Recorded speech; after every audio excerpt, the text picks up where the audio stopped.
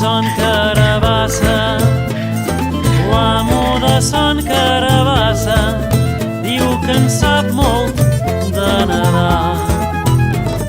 I un dia el varen trobar i ofegat dins d'una bassa